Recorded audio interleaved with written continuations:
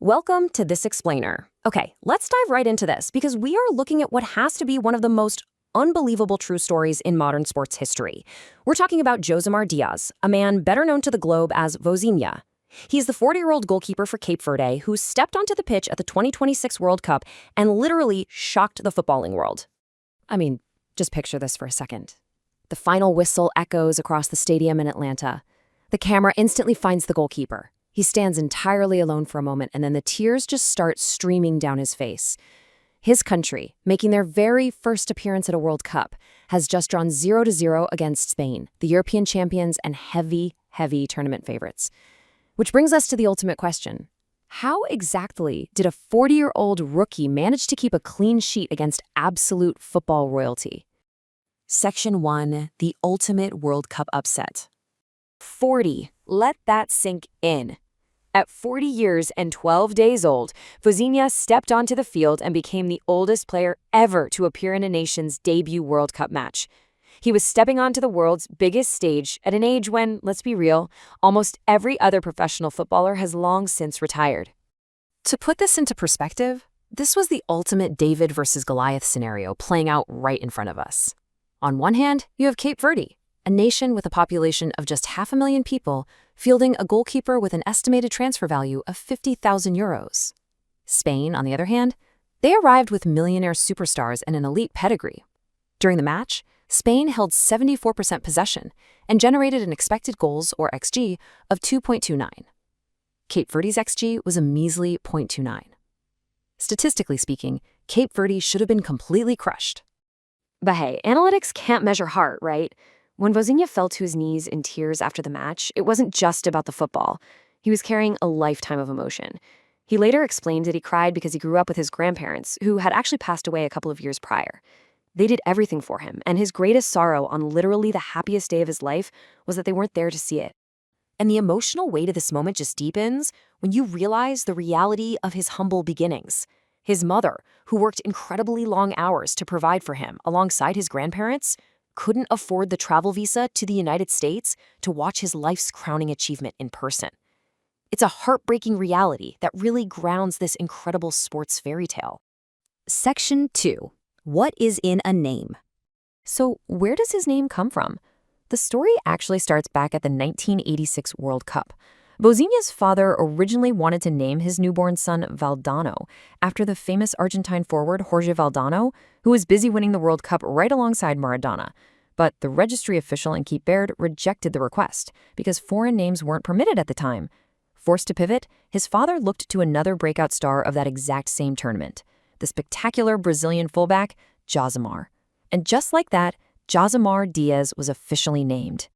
But you know, the football world doesn't really know him as Josimar. They know him as Vozinha, which is Portuguese for little grandmother. This nickname actually started as a childhood taunt. He was a small kid playing street football against older, bigger boys. Whenever he took a knock and got upset, they teased him that he was just going to run home and complain to his little grandmother. Years later, when he transferred to a club in Angola, there was already a goalkeeper named Josimar on the squad.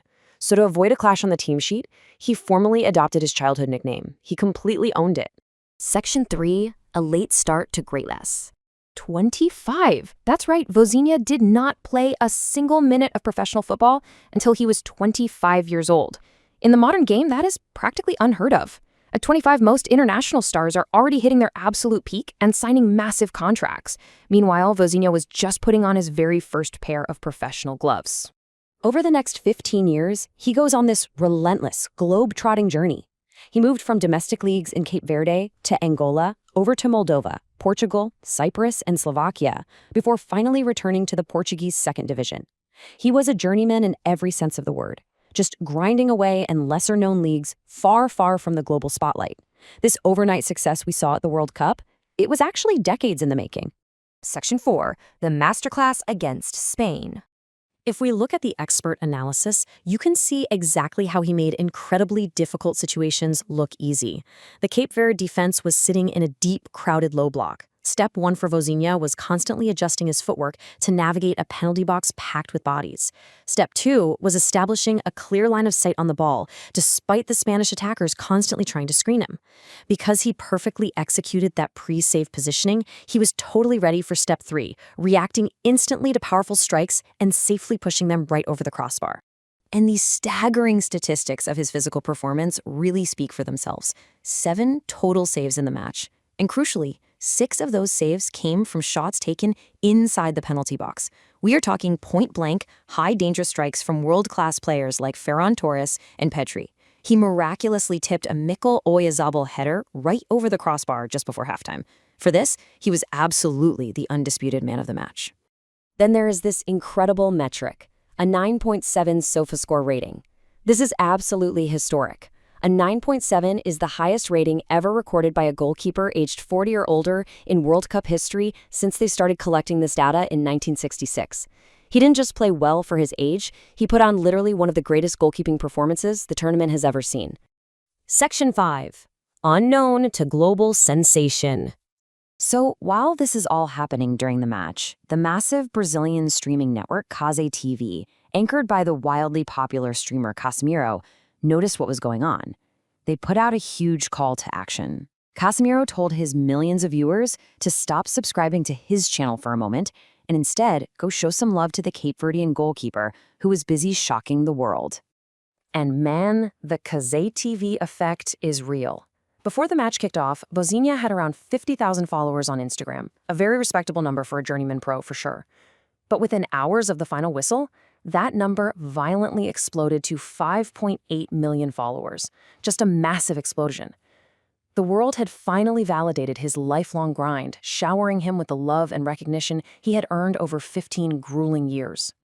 So what is the core takeaway from all of this? This explainer really highlights that Vozinha's story isn't just about football. He transformed from a 40-year-old journeyman with a €50,000 transfer value into a certified World Cup legend. He is living, breathing proof that age, humble beginnings, and late starts absolutely cannot stop relentless dedication. Which brings us to a final thought for you to reflect on today. If a 40-year-old, who didn't even turn professional until he was 25, can achieve his wildest dreams on the world's biggest stage against all statistical odds, what is stopping you from pursuing yours? I really hope Vozinha's incredible journey inspires you to keep grinding no matter what stage of life you are in. Thank you so much for joining me for this explainer, and seriously, keep pursuing those late bloomer dreams.